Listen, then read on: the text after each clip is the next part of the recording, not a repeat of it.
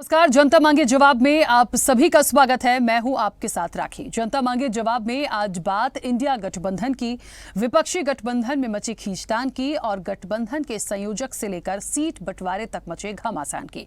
जी हां, जहां एक और भारतीय जनता पार्टी अब की बार 400 पार और तीसरी बार मोदी सरकार के नारे के साथ मिशन 2024 को लेकर आगे बढ़ रही है, वहीं विपक्षी गठबंधन इंडिया के बीच सीट शेयरिंग को लेकर उलझन बरकरार है। दिल्ली, बंगाल, बिहार, पंजाब, उत्तर प्रदेश, महाराष्ट्र समेत कई राज्यों में विपक्षी गुट के बीच सीट शेयरिंग को लेकर उथल पुथल मची हुई है। सीट बंटवारे को लेकर विपक्ष के सहयोगी दलों में बात नहीं बन पा रही है। सीट बंटवारे को लेकर कोई उत्तर भाग रहा है तो कोई दक्षिण। ऐसे में इंडिया गठबंधन में सीट शेयरिंग पर सस्पेंस गहराया हुआ है। पटना, मुंबई, बेंगलुरु से लेकर दिल्ली तक 4 बैठकों का दौर चल चुका है, लेकिन 4 बैठकों में चले अढ़ाई कोस जैसी स्थिति बनी हुई है। इसके अलावा कांग्रेस, टीएमसी, जेडीयू, आप, शिवसेना, सपा के साथ ही अन्य दल भी अपनी अपनी गोटियां फिट करने में लगे हुए हैं। साथ ही एक दूसरे दलों के नेताओं को भी आड़े हाथ ले रहे हैं। ऐसे में तमाम अब असमंजस के बीच सवाल यही है कि इंडिया गठबंधन चुनाव के लिए कितना तैयार है।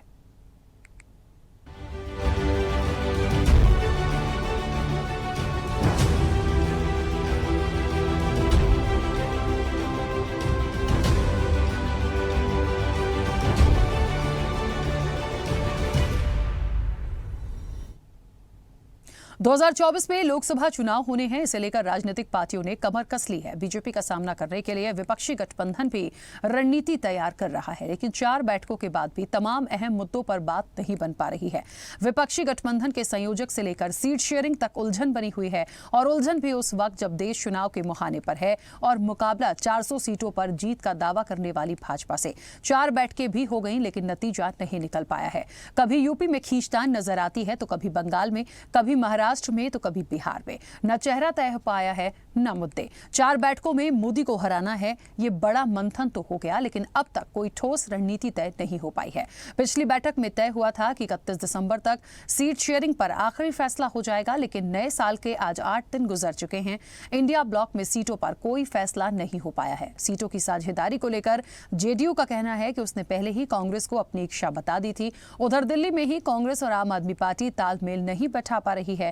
यूपी, बिहार पर भी कांग्रेस की नजर है। हालांकि यहां पर क्षेत्रीय पार्टियां मजबूत हालत में हैं। अखिलेश और लालू, नीतीश से ज्यादा सीटें लेने की कांग्रेस कोशिश करेगी, लेकिन ये दल भी जानते हैं कि कांग्रेस की अब वो ताकत नहीं रही। इंडिया ब्लॉक में कांग्रेस का क्षेत्रीय दलों का जिन बड़े राज्यों में सीटों को लेकर खींचतान होगी, उनमें यूपी और बिहार भी हैं। खासतौर पर यूपी, जहां कांग्रेस कोई जमीन तलाश रही है, यहां बीजेपी ने एक छत्र राज कायम कर लिया है। समाजवादी पार्टी से लेकर बसपा तक यहां वापसी के लिए जोर लगा रहे हैं। ऐसे में कांग्रेस के लिए गुंजाइश कम बचती है, लेकिन कांग्रेस की उम्मीदें काफी ज्यादा हैं। यहां कांग्रेस 40 सीटों की मांग कर सकती है, जबकि समाजवादी पार्टी 10 से 15 सीटों से ज्यादा देने के मूड में नहीं लगती। बिहार में भी जो पेच है वो फंसा हुआ यूपी जैसा ही है। हालांकि यहां कांग्रेस, आरजेडी और जेडीयू के बीच आपसी समझदारी ठीक दिखती है, लेकिन यहां लेफ्ट दल भी सीट की उम्मीद कर रहे हैं। कांग्रेस के राज्य के नेता दबाव बना रहे हैं कि उनको ज्यादा सीटें मिले। कुल मिलाकर कहा जा सकता है कि गठबंधन संयोजक से लेकर पीएम पद का कैंडिडेट किसी एक चेहरे को आगे रखने की बारी आई तो वो कौन होगा। विवाद वाले राज्यों में एक राय कैसे बनेगी और विवाद वाले राज्यों में सीट शेयरिंग कैसे होगी। साथ ही कांग्रेस की ज्यादा सीटों के दबाव को क्षेत्रीय दल कैसे लेंगे और कांग्रेस क्षेत्रीय पार्टियों से ज्यादा सीटें कैसे हासिल करेगी। इन्हीं तमाम मुद्दों पर जनता मांगे जवाब में करेंगे चर्चा। इंडिया गठबंधन बात है कि बनती नहीं में। उससे पहले कुछ प्रतिक्रिया है, आपको सुनाते हैं। के लोग हैं, निश्चित रूप से उनके साथ हम 7-8 मीटिंग करने का तय किए हैं। जगह हम एक एक करके बताएंगे, इसमें कोई दो राय नहीं है। अच्छे जगह पे करेंगे, अच्छी मीटिंग हो जाएगी और सब लोग उसमें शामिल हो। चर्चा आगे में चलेगी और कुछ ही दिनों के बाद हम फिर मिलने का हमने फैसला किया है, जहां पर अंतिम रूप हमारे सीट शेयरिंग के संदर्भ में करने का प्रयास किया जाएगा। ये विभिन्न प्रकार के जो दल हैं, इनका कोई आपस में तालमेल नहीं है। इनका ना कोई आइडियोलॉजी, ना कोई चिंताधारा में मानसिकता जोड़ता है। उनके जो परिवारवाद पॉलिटिक्स करते हैं, आपस में वो देखिए, एक बात बहुत स्पष्ट है, ये गठबंधन जो बड़े एक इस तरह से बनाया गया कि कहीं ना कहीं भारतीय जनता पार्टी को, पीएम मोदी को हराना है, ये तमाम चीज़ें बिल्कुल थी। लेकिन 2024 की जो रेस है उसमें जो पेच है वो कहाँ कहाँ फंसा है, अब वो कहाँ कहाँ फंसा है वो भी धीरे धीरे हमारे और आपके सामने आ रहा है। जो गठबंधन है, इनकी बात है कि बनती नहीं, ये भी बिल्कुल सही बात है, लेकिन ये भी बड़ा सवाल है कि जो सीट शेयरिंग का फॉर्मूला है कब तय होगा और कैसे तय होगा। कांग्रेस की जो डिमांड है, क्या क्षेत्रीय दल उसको पूरा कर पाएंगे? जहां तक बिहार की बात करिए, आप जेडीयू की बात करिए, समाजवादी पार्टी की बात कर लीजिए, इनका भी अपना एक अलग स्टैंड है कि हम इससे ज्यादा नहीं करेंगे। ममता बनर्जी तो और पहले ही क्लियर कर चुकी थी। तो जब बात ही नहीं बन रही है सीट शेयरिंग पर, बात एक फॉर्मूला जो होता है वो ही डिसाइड नहीं हो रहा है, तो कहां ये एकता करके और इतने बड़े टारगेट के साथ बढ़ रहे हैं वो बढ़ पाएंगे? इन्हीं सवालों के जवाब मिलेंगे। हमारे साथ मेहमान जुड़े हैं, इस चर्चा को आगे बढ़ाऊंगे। सबसे पहले आपका परिचय करा दें। भारतीय जनता पार्टी का पक्ष रखने के लिए रमाकांत मिश्रा जी हमारे साथ जुड़े हैं। रमाकांत जी, बहुत स्वागत चर्चा में जुड़ने के लिए। कांग्रेस का पक्ष रखने के लिए अंशु अवस्थी हमारे साथ जुड़े हैं। अंशु जी, आपका भी बहुत स्वागत है। समाजवादी पार्टी का पक्ष रखने के लिए यश भारती जी हमारे साथ जुड़े हैं। यश भारती जी, आपका भी बहुत स्वागत है। आम आदमी पार्टी का पक्ष रखने के लिए बबीता अहलावत हमारे साथ जुड़ी हैं। बबीता जी, आपका भी बहुत स्वागत है। टीएमसी नेता फरीद खान हमारे साथ जुड़े हैं। फरीद जी, आपका भी बहुत स्वागत है। जेडीयू प्रवक्ता विमलेंदु कुमार राय हमारे साथ जुड़े हैं। विमलेंदु जी, आपका भी बहुत स्वागत है। और स्वदेश न्यूज के managing editor RP Srivastava ji हमारे साथ जुड़े हैं। आरपी श्रीवास्तव जी, आपका भी बहुत स्वागत है। चर्चा की शुरुआत सबसे पहले फरीद जी आपसे। मेरी आवाज पहुंच रही है?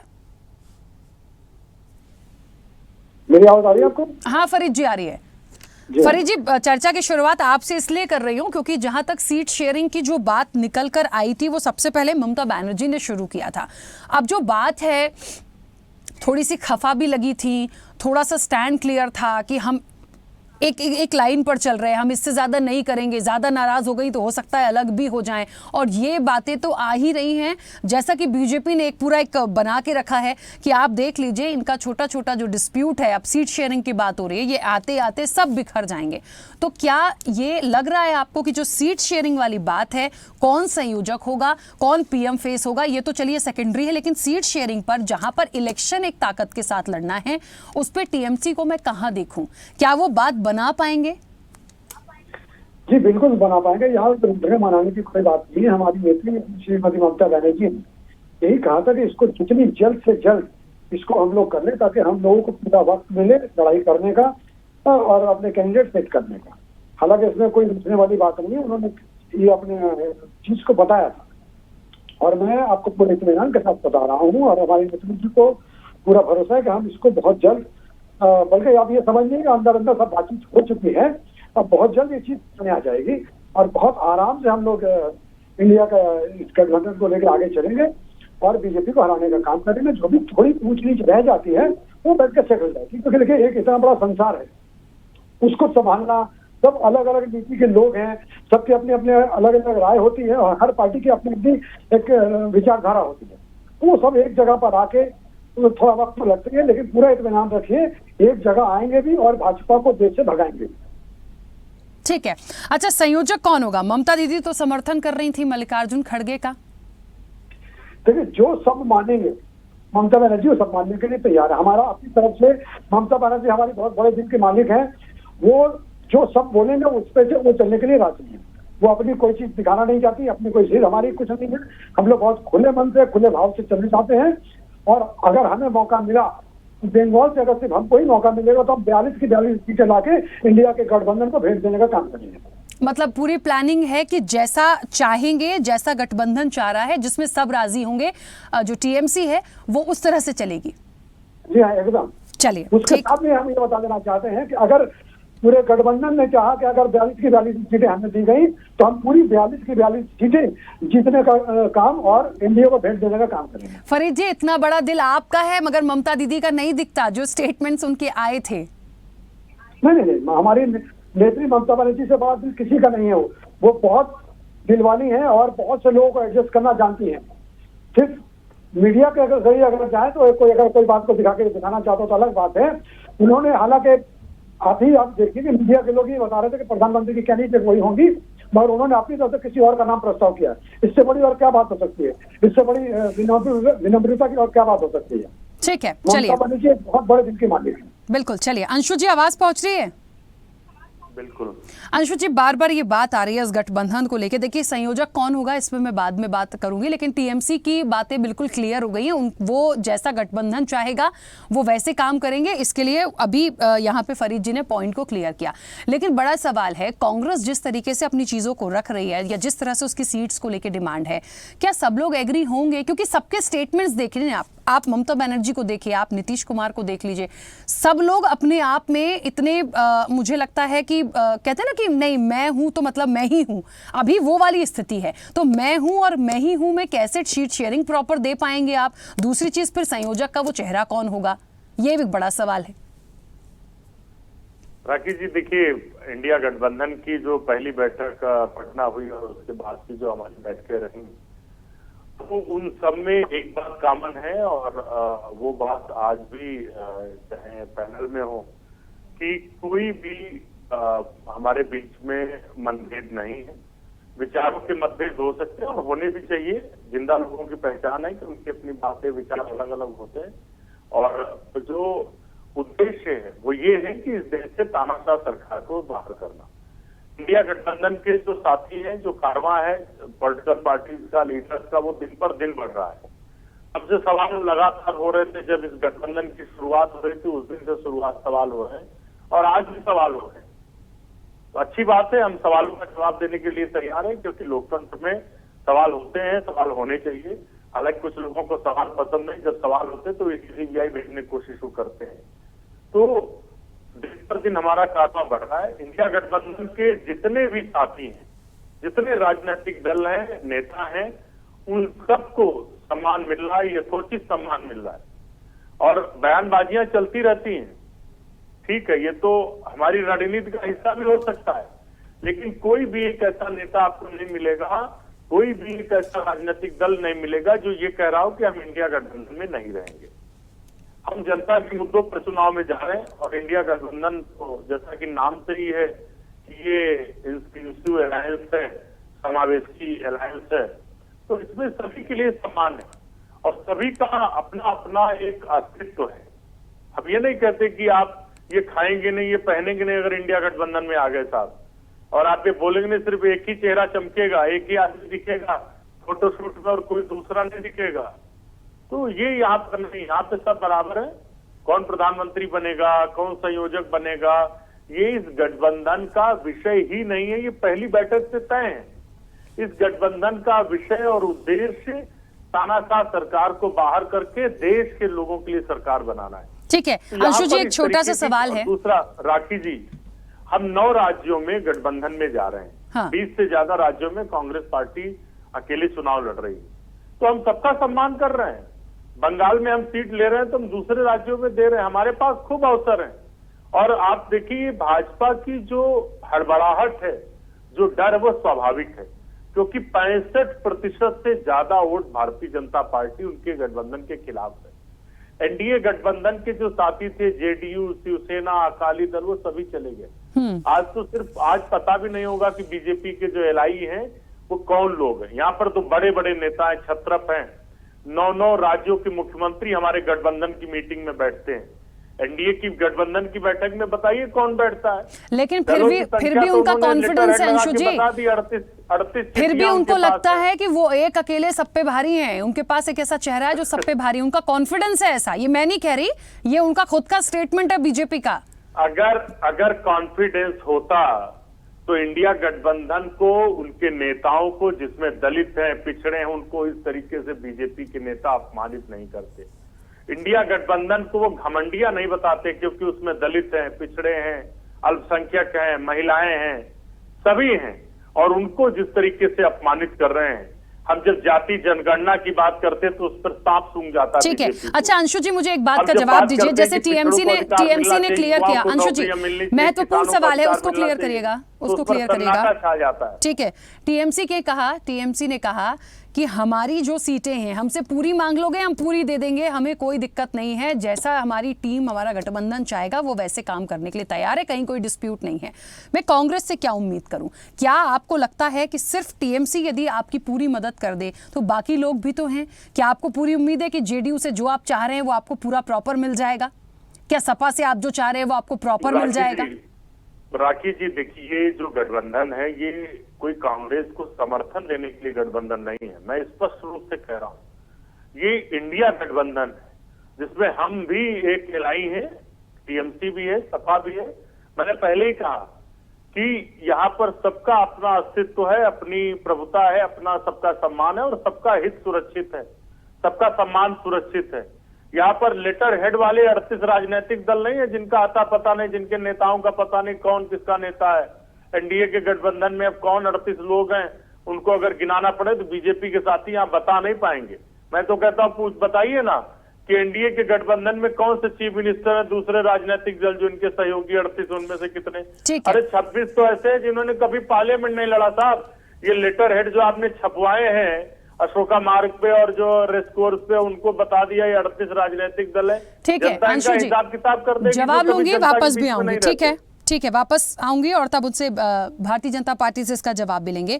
यश जी, समाजवादी पार्टी का क्या स्टैंड रहेगा? क्योंकि देखिए निश्चित तौर पर अभी बात मुख्य रूप से सीट शेयरिंग की है।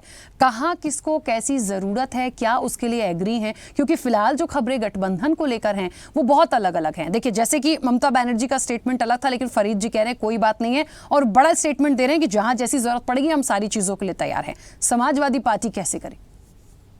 देखिए राखी जी, बड़ा स्पष्ट सी बात है, अगर समाजवादी पार्टी अकेले चुनाव लड़ती तब भी चुनाव एक महत्वपूर्ण विषय है।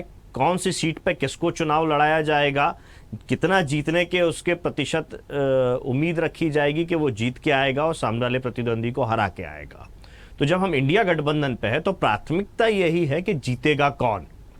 तो जीतेगा कौन पे जब हम सब साथ में है तो चर्चा करेंगे। तानाशाही तो किसी भी दल की नहीं चलेगी। यहां केवल अकेले समाजवादी पार्टी नहीं है कि निर्णय समाजवादी पार्टी का चलेगा, या जैसा भी आपने कांग्रेस के साथी से पूछा, टीएम से, लेकिन जिन प्रदेशों में जो प्रमुख स्थिति में है उसकी प्राथमिकता तो देखी जाएगी, प्राथमिकता तो रहेगी। तो बंगाल में अगर टीएमसी है तो वहां टीएमसी को प्राथमिकता दी जाएगी। उत्तर प्रदेश में समाजवादी पार्टी तो निश्चित तौर पर उसको समाजवादी पार्टी को प्राथमिकता दी जाएगी। छत्तीसगढ़, मध्य प्रदेश, राजस्थान में अगर कांग्रेस पार्टी प्राथमिकता स्थिति में है, जो भारतीय जनता पार्टी को रोक सकती है, एनडीए को रोक सकती है, तो प्राथमिकता पे रहेगी। अब जो विषय है और जिस तरीके से चर्चाएं चल रही हैं, एनडीए छोड़िए, भारतीय जनता पार्टी के संसदीय बोर्ड का अध्यक्ष चुना गया था या प्रमुख चुना गया था नरेंद्र मोदी जी को। हमने देखा किस तरीके से आडवाणी जी नाराज हो गए, अन्य लोग नाराज हो गए, उसके बाद एनडीए गठबंधन के लोग नाराज हो गए। नीतीश कुमार जी ने तभी एनडीए गठबंधन छोड़ दिया था और बहुत सारे लोगों ने छोड़ दिया। आज एनडीए गठबंधन में कौन लोग हैं और भारतीय जनता पार्टी क्या तैयार है अकेले चुनाव लड़ने के लिए?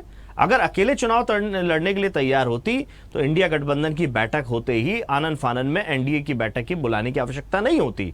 और जैसे पूर्व में अभिवक्ता ने बोला कि ऐसे दलों को लाना जिन्होंने चुनाव नहीं लड़ा, पहली बार चुनाव लड़ेंगे, लोकसभा में एक भी सदस्य नहीं है और आप लोकसभा चुनाव की तैयारी कर रहे हैं और हमसे आप उम्मीद कर रहे हैं, क्योंकि हमसे आप उम्मीद कर सकते हैं इसीलिए सवाल पूछ रहे हैं प्रधानमंत्री कौन होगा।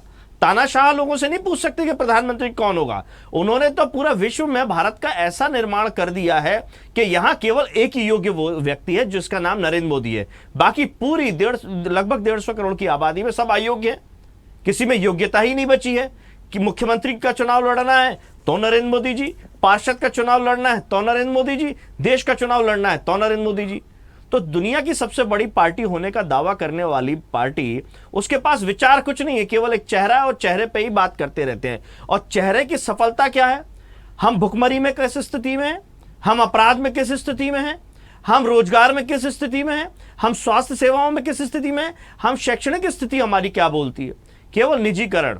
अगर आपके पास पैसे हैं तो आपको जीने का अधिकार है, आपको स्वास्थ्य सेवाएं मिल पाएंगी, वो भी निजी व्यवस्था में, नहीं तो आप मरने के लिए तैयार हो जाइए अगर किसी गंभीर बीमारी से आप जूझते हैं। तो शिक्षा का भी यही हाल है कि अगर आप बेहतर शिक्षा चाहते हैं, आज अगर आप डॉक्टर बनना चाहते हैं तो करोड़ों रुपए खर्च करने पड़ते हैं जब आप मास्टर डिग्री के लिए जाते हैं।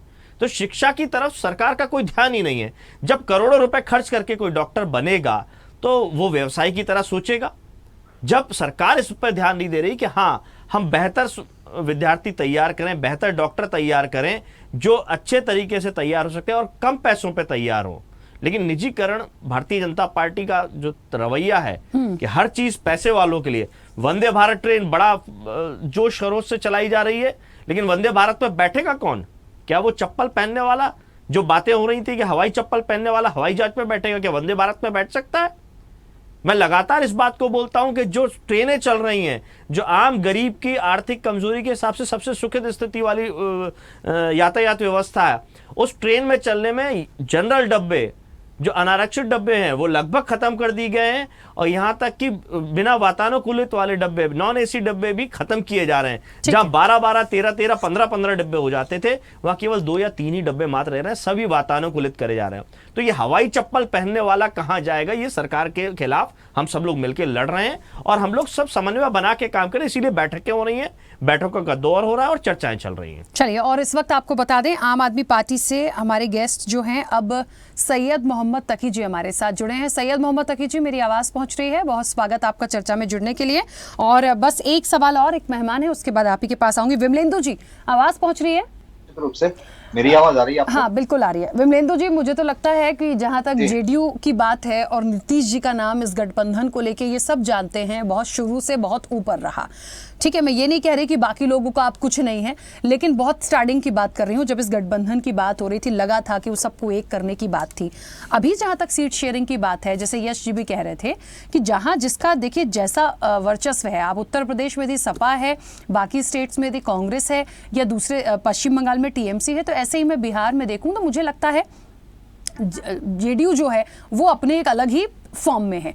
अब यहाँ पे बात आ रही है सीट शेयरिंग की, और जो स्टेटमेंट्स हैं दिग्गजों के, वो पहले मैं मतलब अपने आप को एक वो दिखाना, और इसका पूरा फायदा जो है वो बीजेपी उठा रही है। तो जेडीयू से मैं क्या उम्मीद करूं सीट शेयरिंग को लेके, क्योंकि कांग्रेस की डिमांड्स अलग हैं। क्या जो वो चाह रहे हैं वैसा हो जाएगा, या अपने हिसाब से चीजों को करेंगे?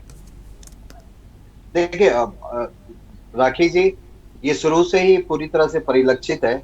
माननीय नीतीश कुमार जी ने स्पष्ट रूप से कहा है कि हमारा जो ये कार्यक्रम है पूरे इंडिया को जोड़ने का, और तभी हम जो है वह ये जो तानाशाही सरकार है इसके विरुद्ध एक काम कर सकते हैं। बाकी जो सबसे पहले तो मैं कहूंगा कि आपने जो ये नैरेटिव चलाया है, कि बात है कि बनती नहीं, अरे सारी बातें बन रही हैं। जो बातें आज आप कह रही हैं वो पिछली मीटिंग में स्पष्ट हो गया कि क्षेत्रीय स्तर पर, राज्य के स्तर पर कमेटियां, हर पार्टी अपनी अपने कमेटी बनाकर और सीट शेयरिंग के फॉर्मूले को जो है वो देगी, और उसको फिर बैठकर सबको मिल बैठकर जो है वो चर्चा करेंगे। तो ये बात तो बन ही रही है, इसलिए इस नैरेटिव को हटाइए कि बात है कि बनती नहीं। इंडिया गठबंधन के सारे एलाई मिल बैठकर फैसला कर रहे हैं, और जो थोड़ी बहुत बातें होंगी वो आने वाले दिनों में आप देखेंगे कि हम लोग सामने आकर फ्रंट पर आकर कहेंगे कौन कितनी सीटों पर लड़ेगा। ये सवाल इंडिया गठबंधन से क्यों किया जाता है? ये सवाल आज एनडीए के लोगों से पूछना चाहिए कि उनके 34 एलआई है, आज तक वो एक बैठक की है, सिर्फ एक बैठक उन्होंने किया है 34 एलआई का। उनके बीच तो कोई चर्चा ही नहीं सीट शेयरिंग की। तो पहले वो अपने कुनवा को देखें कि उनके कुनवा में कौन बचेगा। एक तो उन्हें पता ही नहीं कि मेरे कुनवा में कौन है। किसी के पास 1 MP की सीटें हैं, किसी के पास 5 है, किसी के पास 0 है, और वो लोग सभी आज चर्चा करते हैं एनडीए के बारे में, इंडिया के बारे में। इसलिए सबसे पहले मैं कहूंगा कि नैरेटिव को बदलने की जरूरत है। इस देश में काम हमारा बन रहा है, बात हमारी बन रही है, सारी चर्चाएं हो रही हैं और लगातार बैठकें हो रही हैं और सीट शेयरिंग फॉर्मूले पर चर्चा हो रही है, और मैं आपको बताऊं कंक्रीट चर्चा हो रही है। और जहां तक माननीय नीतीश कुमार जी का सवाल है, उन्होंने तो शुरू से ही कहा है कि मुझे कोई चीज की लालसा नहीं है। संयोजक वाली जहां तक बात है, पार्टी के हम वर्कर है, निश्चित रूप से हम कहेंगे कि ये कुनवा जो आगे बढ़ा है इसमें माननीय नीतीश कुमार जी का बहुत बड़ा योगदान है, और ये सब कोई मानते हैं, चाहे शिवसेना हो, चाहे टीएमसी हो, चाहे आप पार्टी हो, हर कोई इस बात को मानता है। इसलिए इस नैरेटिव को आज बदलने की जरूरत है। काम तो बीजेपी का नहीं बन पा रहा है, पूरी तरह से वो उथल पुथल में है। अरे पिछली बार उन्होंने कितनी सीटों पर चुनाव लड़ा था? 437 सीटों पर पिछली बार उन्होंने चुनाव लड़ा था। अपने एलआई को कितनी सीटें दी थी? इस बार वो 400 सीट जीतने का दावा करते हैं, तो कम से कम 500 सीटों पर वो अकेले चुनाव लड़ेंगे। तो एलआई के लिए तो 43 सीटें बचेंगी। हमारी कांग्रेस हमारी सबसे बड़ी एलआई है, तो कांग्रेस कहाँ कोई दावा कर रही है कि हम इतनी सीटों पर लड़ेंगे? तो इसलिए मैं कह रहा हूँ कि हमारी बात पूरी पुरजोर तरीके से बन रही है, और हमारी पार्टी इस मामले में नहीं पड़ने वाली। ये जो नैरेटिव है इसे बीजेपी के ऊपर बनाइए। अभी तो जितने वक्ता यहाँ पे हैं सब लोग देखेंगे, ज्यादातर तो इंडिया अलायंस के ही लोग हैं सब। बीजेपी से तो एक है, क्योंकि कोई दूसरी पार्टी उनके पास है नहीं। तो इसलिए आज कहूंगा विमलेंद्र जी, हुई है। मैंने शुरुआत में कहा था बीजेपी अपना स्टैंड क्लियर कर चुकी है कि उनके पास अकेला एक ऐसा चेहरा है या वो अकेली ही भारी है। वो एनडीए की बात नहीं कर रहे, बीजेपी अकेले अपनी बात करे। बीजेपी वर्सेस इंडिया अलायंस की बात आप कर सकते हैं, ठीक है। एनडीए की बात तो वो कर ही नहीं सकते, क्योंकि गठबंधन में जीने की उनको आदत ही नहीं है। एक तानाशाही रवैया में जीने की आदत है। उनके एलाई तो नरेंद्र मोदी के नाम पे वोट मांगेंगे ना। हमारे पास तो जितने छत्रप हैं, जितने इलाकों में मुख्यमंत्री हैं, उतने तो उनकी मीटिंग में नहीं आते। ठीक है, तो इसलिए आज जो है ये बात करने की जरूरत, हमसे ये सवाल ना पूछा जाए कि काम हमारा नहीं बन रहा। मैं तो कहूंगा बीजेपी का, एनडीए का कोई काम नहीं बन रहा है, इसीलिए वो उथल पुथल में है पूरी तरह से। इस चर्चा में उनसे भी पूछ लेंगे।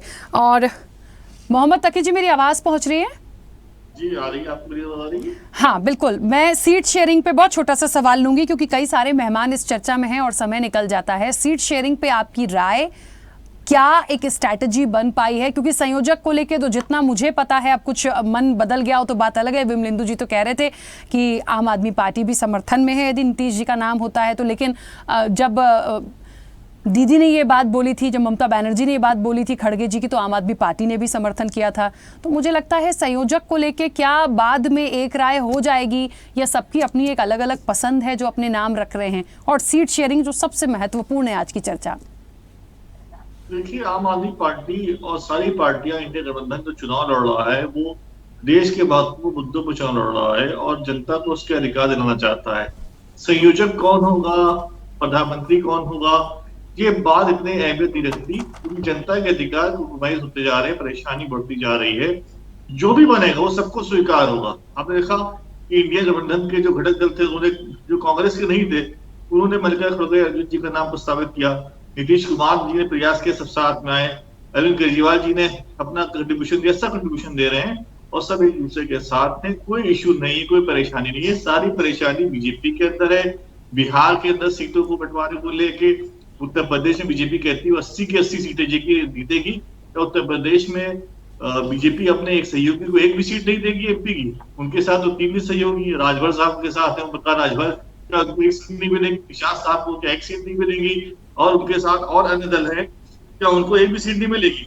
अपना दल के लोग साथ हैं।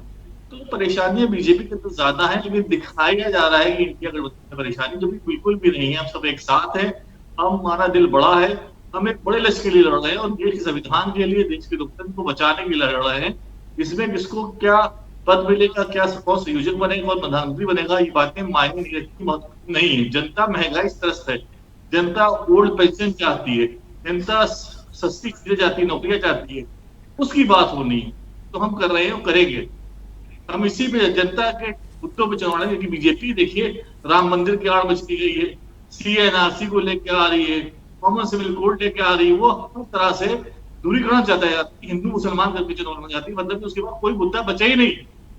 और उसको साफ लग रहा है, जो बीजेपी के इंटरनल सोर्सेज है, सर्वे करके आ रहे हैं, उसमें साफ दिख रहा है बीजेपी 270 सीटों पे चुनाव हार रही है, तो साफ दिख रहा है। और ये आगे बढ़ भी सकती चुनाव आने। इसलिए मोहम्मद तकी जी, सीट शेयरिंग पे थोड़ा सा मुझे बताइए, जैसी जो डिमांड होगी उसको मान जाएंगे या एक अपना प्लान करके रखा है कि इससे ज्यादा नहीं करेंगे? देखिए, हमारे माननीय अरविंद केजरीवाल जी ने बहुत पहले और कई बार ये बात क्लियर करी है कि हम चुनाव लड़ेंगे जीतने के लिए, और जो भी इंडिया गठबंधन के सभी घटक दलों द्वारा फैसला किया जाएगा वो स्वीकार होगा, वो मान्य होगा। हम ईमानदारी के साथ, ताकत के साथ वहां चुनाव लड़ेंगे, और जहां चुनाव नहीं लड़ रहे हैं हमारे घटक दलों के साथ रहेंगे। अगर उत्तर प्रदेश से हमको प्रचार प्रभारी बनना पड़ा प्रदेश में आम आदमी पार्टी के लोगों को, तो वो भी करने को तैयार।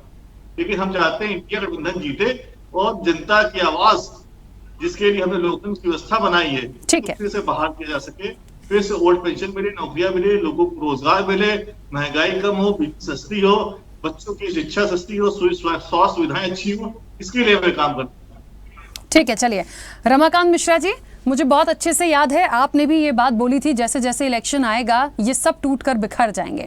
लेकिन आज मुझे लगता है हर वो सदस्य इस चर्चा में मौजूद है जो इंडिया गठबंधन का हिस्सा है। और सबसे बड़ी बात सीट शेयरिंग की, सबने एक ही बात बोली है कि हमारे यहाँ सब कुछ ठीक है, हमारी जो बैठकें हो रही हैं, जो बातें हैं उस पर हम चल रहे हैं और कोई भी कहीं भी ऐसा मतभेद या मनभेद ऐसा आपको दिखेगा नहीं। अब ये बात और है, देखिए कि बार बार घूम फिर के मीडिया पे आ जाते हैं, मीडिया ये बोलता है, मीडिया वो बोलता है, लेकिन ऐसा नहीं है। कुछ स्टेटमेंट्स हैं जहाँ पे होता है, जब 4 लोग होते हैं ना तो जरूरी नहीं है चारों की एक राय हो। तो ठीक है, गठबंधन है, छोटी छोटी चीजें आ रही हैं, लेकिन क्योंकि वो अभी कह रहे हैं यहाँ पर इस मंच पर कह रहे हैं कि हम एक हैं और हम करेंगे, लेकिन बीजेपी पे बहुत सवाल उठा रहे हैं। उन्होंने कहा कि आपके पास पीएम मोदी का जरूर चेहरा है, बीजेपी वर्सेस गठबंधन हो सकता है, विपक्षी गठबंधन, लेकिन एनडीए के जहां तक दलों की बात की जाए तो आपके पास वो चीज है ही नहीं। तो आप अपनी सीट शेयरिंग पहले तो बता दीजिए कि आप इंडिया गठबंधन को कैसे चुनौती देंगे। देखिए राखी जी, यहाँ पर जितने भी पैनल में हमारे मित्र बैठे हुए हैं, निश्चित तौर पर अपनी जो योजनाओं के बारे में, जैसे उन्होंने गठबंधन के बारे में बताया, मुझे एक कविता मुझे यहाँ पर बिल्कुल याद आ रही है और मुझे लगता है पैनल के सभी मित्र बिल्कुल उस चीज को ध्यान से सुनेंगे और उसकी हकीकत और वास्तविकता के ऊपर में भी जरूर नजर डालें। दुष्यंत कुमार जी की कविता है, जिसको सदन में प्रधानमंत्री जी ने भी कहा था। मैं 1-2 लाइन पढ़ना चाहता हूँ। तुम्हारे पांव के नीचे कोई जमीन नहीं, कमाल ये है कि फिर भी तुम्हें यकीन नहीं। दिक्कत क्या है यहाँ पे, यूपीए का जो कुकृत्य था, अरे नहीं सुनिए, अरे सुनिए तो सही, अब महानुभाव सुन लीजिए, अरे सुन लीजिए महानुभाव, सुन लीजिए, अंशु जी और विमलेंदु जी, अंशु जी, विमलेंदु जी, आपत्ति होगी बोलिएगा, एटलीस्ट एक बार प्रतिक्रिया आने दीजिए, एक बार प्रतिक्रिया आने दीजिए, वरना चर्चा नहीं हो पाएगी। ये ऐसे बौखलाई मत, वो कह देंगे कि देखिए उनकी छोटी सी बात आप लोगों को बुरी लगती है। बोलने दीजिए, उनका पेशेंस देखिए, विमलेंदु जी, अंशु जी, उनका पेशेंस देखिए। उन्होंने आप सबको सुना है, गठबंधन के हर दल को सुना है, उनको बोलने तो दीजिए। सुनने की दिक्कत यही है। अरे अंशु जी, विमलेंदु जी, प्लीज मैं रिक्वेस्ट कर रही हूँ, उनकी बात पूरी हो जाने दीजिए, इसके बाद आपको जो आपत्ति आप बोलिएगा। यही जनता तो देख रही है, यही जनता देख रही है, यही जनता देख रही है। आप लोगों के पांव के नीचे जमीन नहीं है, कोई जमीन नहीं है। विमलेंदु जी और अंशु जी, सर प्लीज मैं रिक्वेस्ट कर रही हूँ, देखिए वो आपके बीच में नहीं बोले थे, डिबेट की अपनी एक गरिमा होती है, आपत्ति होगी नो डाउट, आपको कोई आपत्ति बोले, लेकिन अभी नहीं, अभी उनकी बात आने दीजिए। अभी तो उनकी 2 लाइन ही खत्म हुई थी और आप लोगों ने विरोध कर दिया। रुकिए, थोड़ा सा आने दीजिए बातों को, तथ्य को सही ढंग से रखें ना, ठीक है।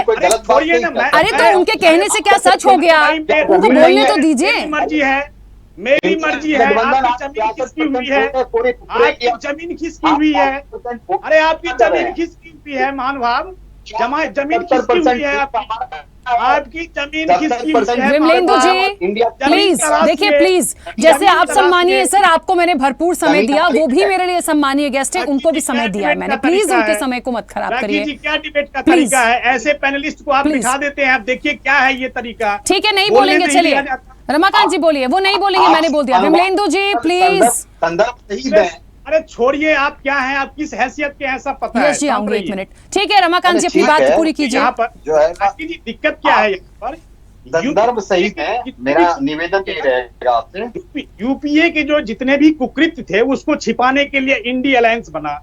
अब बताइए इन्होंने किसको छोड़ा, इन्होंने क्या साधु संतों को छोड़ा, इन्होंने जुडिशरी को छोड़ा, इन्होंने क्या लोकतंत्र को छोड़ा, इन्होंने क्या सेना को छोड़ा। ये भ्रष्टाचारियों का जो जमावड़ा है, ये इंडी अलायंस है, भ्रष्टाचारियों का जमावड़ा। शर्म आदमी है आजकल। रमाकांत जी, उन्हें ये लग रहा है, सुनिए मेरी बात, अलायंस के जो मेंबर्स हैं उन्हें ये लगता है कि आपके पास वो चेहरे नहीं है, आप किस उस पे वोट मांगेंगे। जेल होकर के आए हैं, शराब घोटाले के अंदर में अरविंद केजरीवाल के पूरे टीम का नाम है, किसी को जमानत नहीं मिल रही है। और आज हमसे ये बताइए, आप जमीन खिसकी हुई पार्टी आकर के आप हमें भाजपा को चैलेंज करेंगे, आप भाजपा को चैलेंज करेंगे। पहले अपनी तो आप संदर्भ सही थे, हम लोग सारी बातें आपकी सुनेंगे। आप अपनी विमलेंदु जी, उन्होंने कह दिया तो कहाँ जमीन खसक गई, आप तो कह रहे हैं, आप कह थोड़ा सा पेशेंस तो लीजिए, बोलिएगा, उनको बोलने तो दीजिए। अपना एनडीए अलायंस के सीट शेयरिंग पे चर्चा करें। अरे क्या भ्रष्टाचार का नाम, क्या भ्रष्टाचारी अरे बंगाल का नाम याद है आपको? किस पार्टी के अध्यक्ष थे?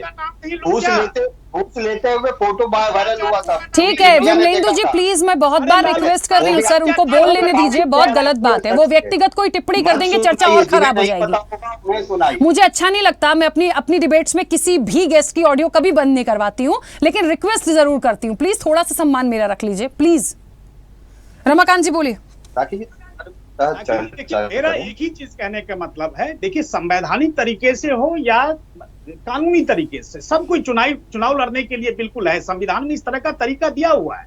लेकिन आप एक चीज बताइए, अभी तक 2014 के बाद 50 करोड़ ऐसे व्यक्ति हैं, 48 पॉइंट, मेरे पास डाटा है 48.93 लाख के लगभग, ये मैं कह रहा हूं, जिनके पास खाते नहीं थे, बचत खाता नहीं था, जिनके बैंकों में खाते नहीं थे।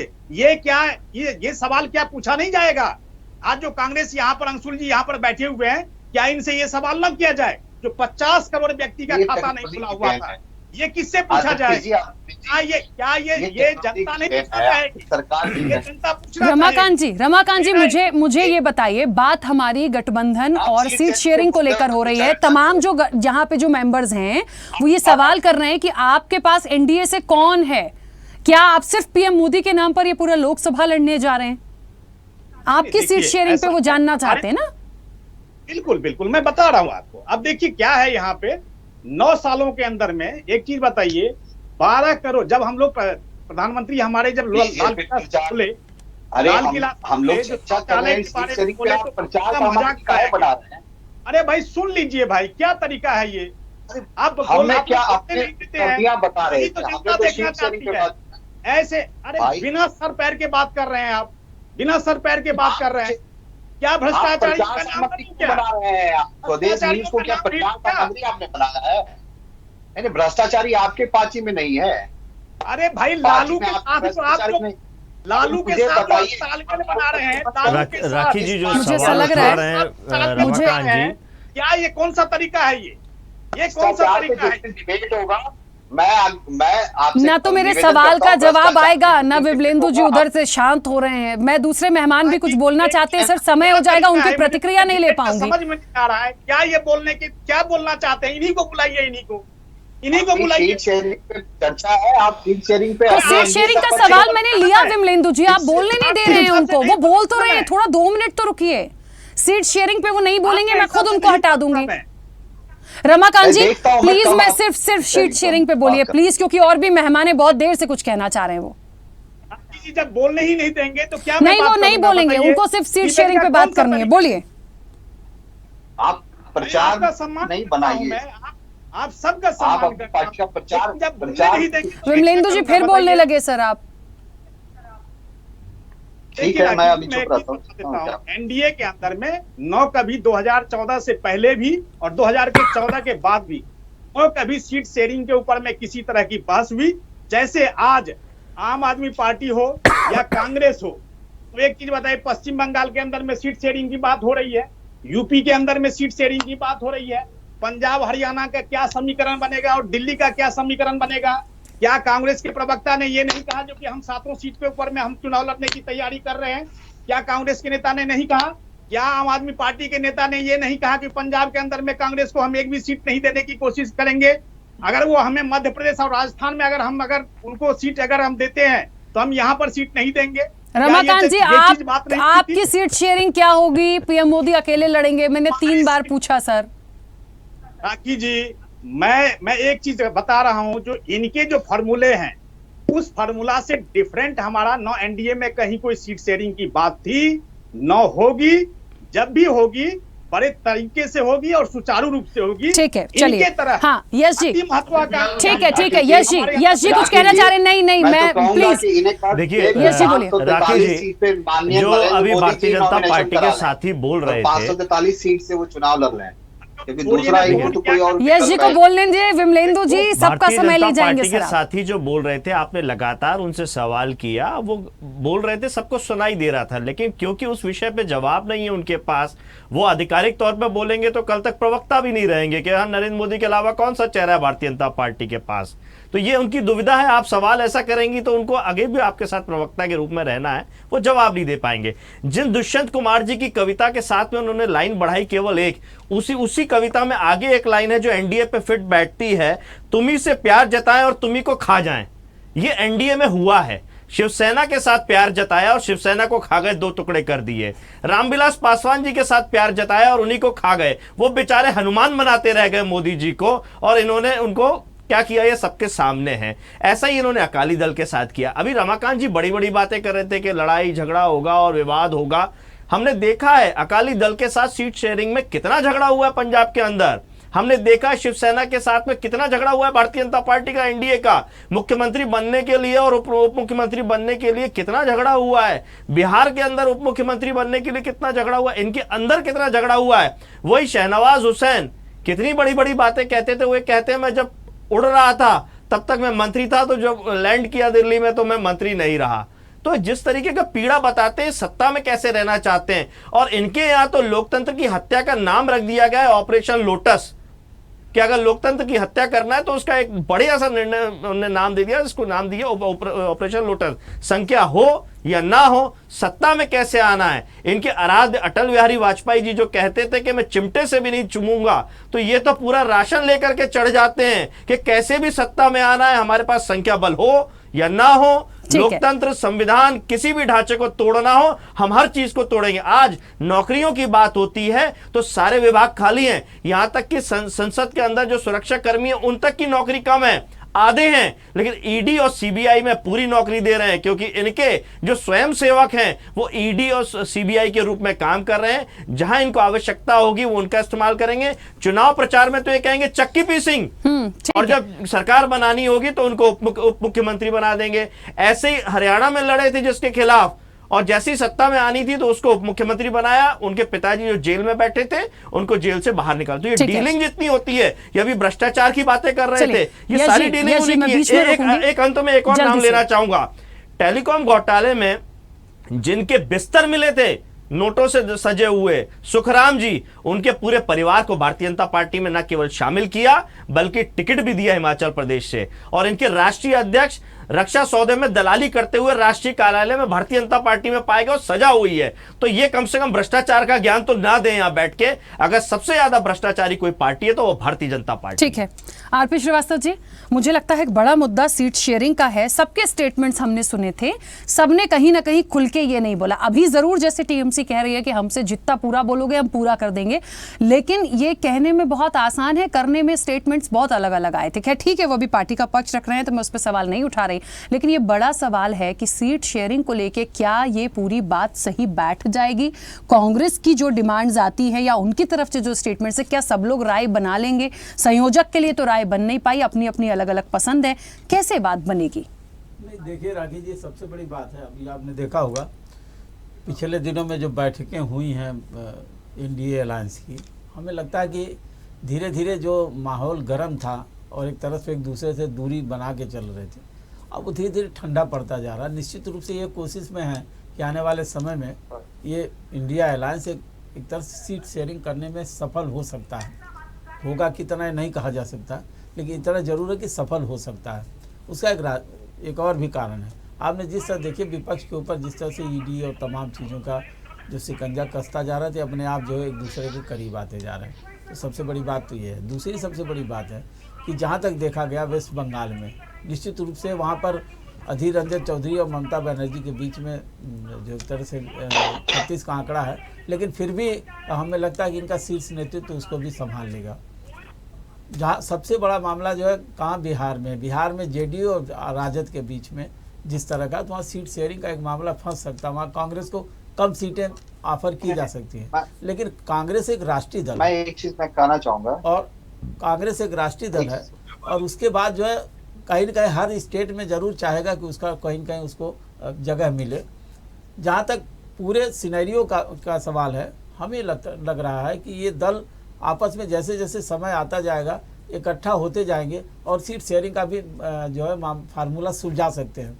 लेकिन एक सबसे बड़ी बात जो है, जहाँ तक आपने कहा कि एनडीए अलायंस, आप देखिए वहाँ पर प्रधानमंत्री जी का एक जो प्रमुख चेहरा है, निश्चित रूप से उन्होंने एक टारगेट लेकर के भारतीय जनता पार्टी चुनाव लड़ने जा रही 400 पार का। हालांकि अपने अलायंस को कितनी सीट देगी ये कहने वाली बात होगी।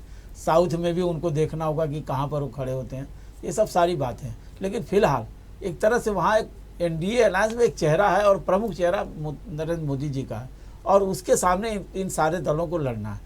जितने भी क्षेत्रीय छत्र पर निश्चित रूप से अपने प्रदेश में काफ़ी ताकतवर, और उन्होंने भारतीय जनता पार्टी को चुनौती भी दिया और वहाँ हराया भी है। तो निश्चित रूप से ये कहा जा सकता है कि अगर एकजुट होकर के और प्रॉपरली सीट शेयरिंग करते हो तो एक चुनौती देने की कोशिश जरूर करेंगे। लेकिन फिलहाल अब जैसे 31 दिसंबर तक ये मामला था कि सीट शेयरिंग का फार्मूला तय हो जाएगा, लेकिन आज जो है जनवरी शुरू हो गया, तो अगर 31 जनवरी और फरवरी में आप समझ लीजिए कि चुनाव डिक्लेयर भी हो जाएगा और एक तरह से आचार संहिता लागू हो जाएगी फरवरी तक, तो अभी इनको बहुत जल्दी करनी पड़ेगी। लेकिन भारतीय जनता पार्टी की स्ट्रेटजी जो है इनसे ज़्यादा आगे है और वो उन सीटों पर फोकस करने जा रहे हैं जो उनकी रणनीति है, जहाँ 160 सीटों पर वो चुनाव हार चुके हैं और वहाँ सबसे पहले हो सकता है मध्य प्रदेश की तर्ज पर वो कैंडिडेट भी डिक्लेयर करने। तो इनको काफ़ी तेज़ी लानी पड़ेगी और इस तरह से कि रोज़ बातें होंगी और ये होंगी, इसमें वो काफ़ी समय गुजर जाएगा और चुनाव बहुत नज़दीक है, बहुत सन्निकट है और निश्चित रूप से इनको बहुत तेज़ी लानी पड़ेगी। ठीक है, कुछ कहना चाह रहे हैं विमलेंदु जी, थोड़ा सा जल्दी से बोलिएगा ना।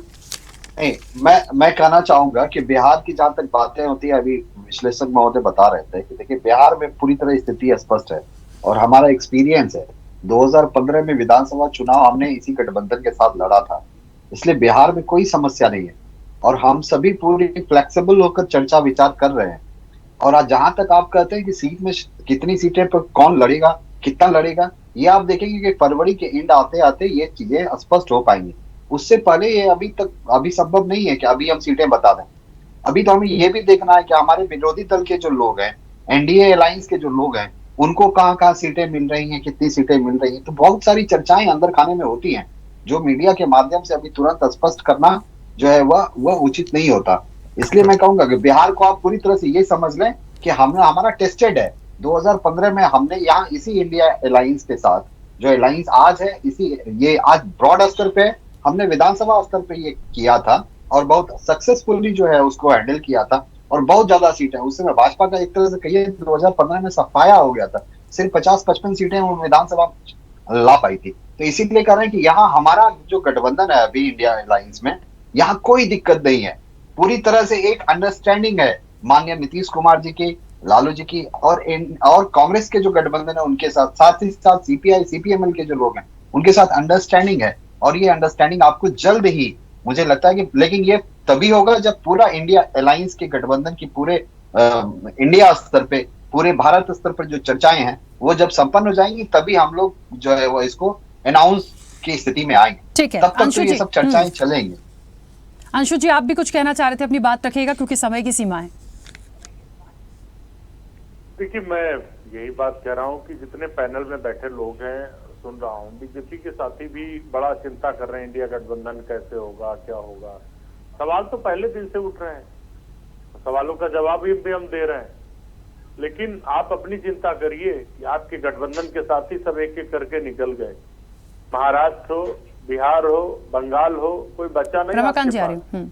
वो 38 जो लेटर हेड लेके आप बनाए हैं, पूरा ऐसा काफिला जिसका पता नहीं, ना आता है, ना पता है, ना नेता का पता है, सिर्फ एक दूल्हा है आपके पास। सोचिए अगर दूसरे को चुनने की नौबत आई तो क्या हालत होगी। दूसरा नाम है आपके पास? हमारे पास तो लाइन पड़ी हुई है इंटेलेक्चुअल्स की, तमाम अनुभवी नेता है, 10-10 मुख्यमंत्री हैं जो प्रदेश चला चुके हैं। आपके पास तो नाली से गटर से गैस बनाने वाले लोग नेता के अलावा कोई दूसरा है क्या? नहीं है। तो कभी भी इन चीजों का घमंड नहीं होना चाहिए। लोकतंत्र में जो एक आदमी की बात करे, एक बात करे, दूसरा विचार ना आए, इससे बड़ी तानाशाही और क्या हो सकती है। समान विचारधारा के लोग आज साथ में खड़े हैं, सीटों के बंटवारे को लेकर चर्चाएं कर रही हैं।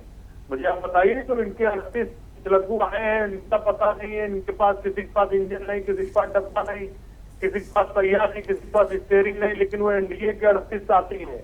ठीक है, कभी पता चला कि वो क्या करेंगे क्या नहीं करेंगे। ठीक है रमाकांत जी। हाँ, देखिए राखी जी, यहाँ पर अंशुल जी अभी कह रहे थे कि यहाँ पर चेहरे अनेक, निश्चित बात है चेहरे अनेक हैं, महत्वाकांक्षा अनेक है। ममता जी निश्चित तौर पर वहां पर तो निश्चित तौर पर आप देखेंगे जो कहीं ना कहीं अभी कह रहे थे जो कि चुनाव की घोषणा या चुनाव की जो स्ट्रेटजी है अभी हम नहीं बता पाएंगे। हाँ बताएंगे, मई के बाद बताएंगे। तो निश्चित तौर पर मुझे लगता है कहीं ना कहीं श्रीमान आपने सुना नहीं, अरे आप भी अपनी सीटें फरवरी से अरे सर समय चला जाएगा। मोहम्मद तकी जी आप अपनी बात रख लीजिए सर, नहीं तो नहीं बोल पाएंगे। विमलेंदु जी बोले मतलब समझ लीजिए कि लगता है कि आपने पेशेंस नहीं है, आपने पेशेंस नहीं विमलेंदु है। जी एक मिनट प्लीज। आप मुझे गलत लगता है करके दिख राखी जी रहिएगा। में पेशेंस नहीं है। अरे पेशेंस नहीं है भाई, आप में पेशेंस नहीं है। आम आदमी पार्टी कुछ बोल रही है, प्लीज सुनने दीजिए। आप पेशेंस गलत लेस हैं। तथ्यों को सुनने के लिए सारा देश से सुन सुन के बोर हो गया है। रमाकांत जी, आप विमलेंदु जी पेशेंस प्लीज हैं। Please sir please. आम आदमी पार्टी देखिए पेशेंस सबका है, सारे प्लीज मेहमान हैं जो इस 1 घंटे की चर्चा में बहुत पेशेंस लेके सुनते हैं। प्लीज उनको बोलने दीजिए, समय हो गया, जल्दी बोलिए। मोहम्मद तकी जी जल्दी बोलिए प्लीज। 2024 का चुनाव देश की मूलधारणा को, संरचना को, लोकतंत्र को, संविधान को, जनता के मौलिक अधिकार को, नौकरियों को, पुरानी पेंशन को, सेना की स्वतंत्रता को और सैनिकों के सम्मान को बचाने की लड़ाई है।